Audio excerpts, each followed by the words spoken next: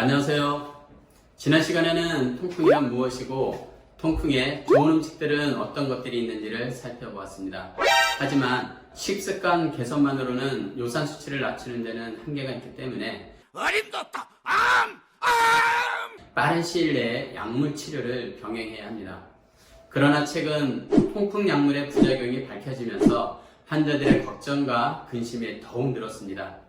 그래서 황칠나무, 체리, 샐러리 등 천연 식품들이 주목을 받고 있습니다. 오늘은 두 번째 시간으로 통풍의 단계별 증상과 통풍 환자의 유행에 따른 치료 현황, 언론에 보도된 치료제의 문제 등 치료제 전반에 대해서 살펴보겠습니다. 통풍의 초기 증상으로는 주로 엄지발가락 부근에서 발생하지만 다른 관절 부위에도 나타날 수 있습니다.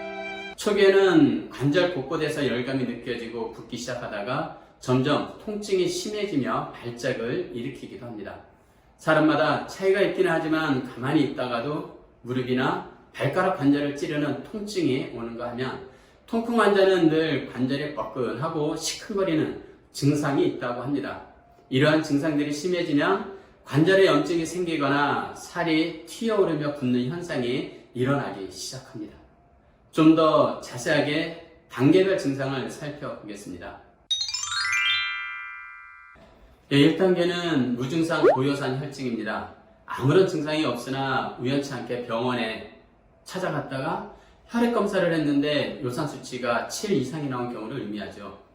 2단계는 급성 통풍성 관절염입니다. 위와 같은 상태로 10년, 20년 이상 지속되다 보면 급성 통풍성 관절염이 오는데 이 시기에는 관절이 심하게 붓고 통증이 있어 제대로 걷지도 못하게 됩니다. 하지만 보통 7일에서 10일 이후에는 통증이 저절로 없어지기도 하죠. 이런 통풍 발작의 경우 엄지발가락, 발목, 발등, 손가락 등에 생길 수 있습니다. 3단계는 간헐기 통풍이라고 하죠. 통풍 발작과 발작 사이에는 통증이 없어 간헐기라고 합니다. 이 기간에 통풍 치료를 제때 받지 않으면 반복적으로 통풍 발작이 생기게 됩니다. 이제 마지막 4단계는 만성 결절성 통풍이라고 합니다. 간헐기가 10년 이상 지났다면 만성 결절성 통풍이 됩니다. 이때 통풍 발작이 여러 곳의 관절에 더욱 자주 나타나며 오랜 기간 통증이 있다면 통풍 결절이 생겨 덩어리가 관절 주위로 여러 개가 생기게 되죠. 이 기간에는 뇌졸중, 신장병, 요로결석 등의 합병증도 나타날 수 있으니 각별히 주의해야 할 시기입니다. 빨리 치료하지 않으면 결절이 생기거나 관절이 변형되거나 불구가 될 수도 있다고 합니다. 심한 경우 전신으로 번져 심근경색, 뇌경색으로 이어질 수도 있기 때문에 빠른 치료가 필요합니다. 네, 그럼 지금부터는 통풍 치료 방법에 대하여 살펴보겠습니다. 먼저 양방치료법으로는 요산 생성을 억제하는 콜킨, 자이로릭 등 약물 치료와 함께 통증을 줄이는 진통소염제, 스테로이드 주사를 사용하고 있습니다.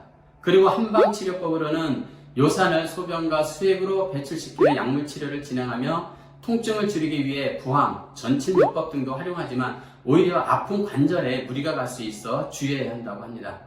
치료 방법에 대하여 조금 더 자세하게 들어가 볼까요? 통풍 처방은 크게 두 가지로 나눌 수 있습니다.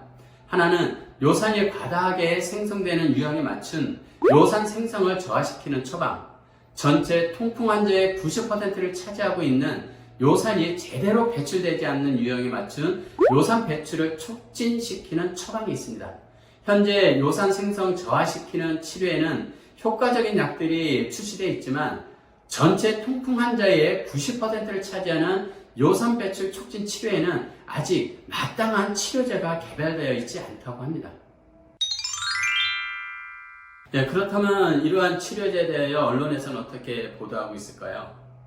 요산이 체내에서 과다하게 생성되는 통풍 치료에는 알로푸리놀이 처방되는데 중증 피부 이상 반응으로 치명적인 결과로 이어질 수 있으며 이에 따른 사망률이 8%라고 보도되고 있습니다. 그리고 2019년 2월 미국 FDA에서 통풍약과 관련하여 경고문이 언론에 보도되었죠. 굉장한 충격이었습니다. 2010년 4월부터 2017년까지 미국, 캐나다, 멕시코, 6,190명의 통풍 환자를 대상으로 임상 실험한 결과 페북스타트 성분이 알로프리놀 약에 비해 40배 이상 비싼 약이면서도 신장 질환을 앓고 있는 통풍 환자들이 사용할 경우 사망 위험이 34% 증가한다고 경고하고 있습니다. 한국에서는 페북스타트 약물이 들어가 있는 약이 페브릭점으로 판매되고 있다고 합니다. 그리고 요산이 체내에서 제대로 배출되지 않는 통풍 치료에는 아직 마땅한 치료제가 없는 상황이고요. 기존 약 중에는 신장에 과부하를 주는 부작용뿐만 아니라 알러지나 심혈관 질환을 초래하는 경우가 다수 있다고 합니다. 특히 벤즈브로마로는 간 기능 수치 상승, 중증의 간염과 같은 간 손상의 부작용이 있다고 언론에서 보도하고 있죠. 즉, 치명적인 부작용부터 사망까지 이르게 하는 통풍 치료제를 대체할 수 있는 안전하고 효과 있는 통풍 치료제 개발이 전 세계적인 과제인 것입니다. 이상으로 통풍의 단계별 증상과 통풍 환자의 유형에 따른 치료 현황, 그리고 언론에 보도된 통풍 치료제의 문제 등에 대해 살펴보았습니다. 다음 시간부터는 우리가 알고 있는 통풍에 좋다고 하는 재료, 약초들이 어떠한 것들이 있는지, 그리고 잘 알려진 재료 중에서 실질적으로 요산 수치를 내리는 효과가 있는지 몇 가지 재료를 선별해서 직접 연구를 진행하고 그 결과를 알려드리도록 하겠습니다. 제가 직접 연구를 해서 공유할 내용은 몇 가지 재료들이 가지고 있는 요산 생성 억제를 확인할 수 있는 잔틴 옥시다제 활성 저해 연구 실험입니다. 많은 관심 부탁드리고요. 좋은 정보를 위해서 좋아요, 구독하기 꼭 부탁드립니다. 감사합니다.